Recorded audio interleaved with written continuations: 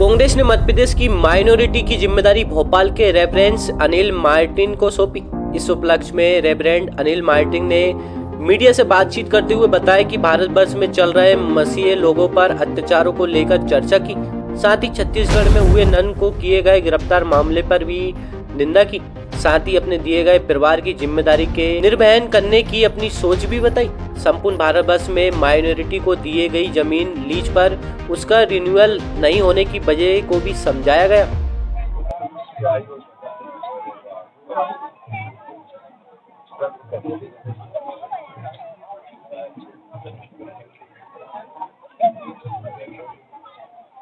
जैसा कि कांग्रेस के द्वारा एक बहुत बड़ी जिम्मेदारी आपको सौंपी गई है, उस पर आपका क्या कहना है?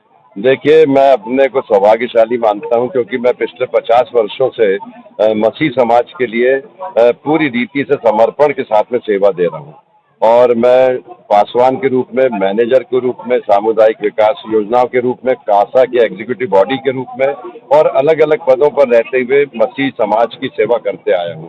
मैं आभारी हूं आदरणीय सोनिया जी का, आभारी हूं राहुल गांधी जी का, आभारी हूं प्रियंका गांधी जी का, आभारी हूं जीतू पटवारी जी का, आदरणीय कमलनाथ जी का, दिग्विजय सिंह जी का और अजय सिंह राहुल भैया का, जिन्होंने मुझे ये जिम्मेदारी सोच समझ करके दिया है, क्योंकि मेरे अनुभव का लाभ मसीह समाज को इस माध्यम से वो दिलाना चाहते हैं।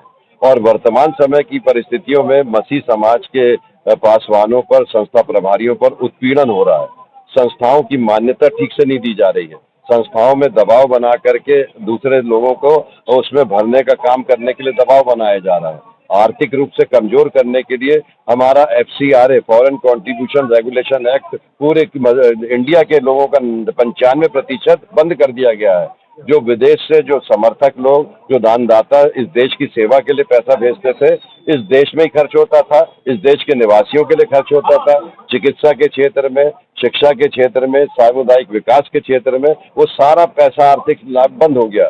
अब हम लोग नौकरी मांगने नहीं जा रहे हैं। हमारे जो आदिवासी भाई मसीह लोग हैं, जिन्होंने कि 50 साल पहले प्रभु यीशु मसीह को अपना उद्धारकर्ता करके ग्रहण किया, लेकिन इस देश के वो आदिवासी निवासी हैं।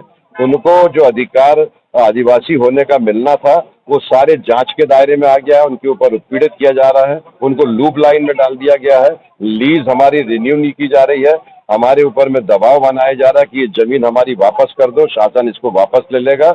और रतलाम में, इंदौर में, झाबुआ में, छिंदवाड़े में, बैतूल में, सागर में, शहडोल में ऐसे कितने उदाहरण हैं जो लीज रिन्यूअल के अटके हुए हैं। और ये उनका उद्देश्य है कि हमारी जमीन छीन करके कुछ उनके चहेतों को वो जमीन दे दी जाए, जिसके हम मालिक हैं 150 और 200 सालों से। वो हमारा अधिकार छीना जा रहा है। तो क्या रणनीति रहेगी? अब रणनीति यह है कि हमको सड़क पे आना। मसीह समाज ने हमेशा सभ्यता से, मर्यादा से, आदर से, इज्जत से अपने अधिकारों को मांगा है।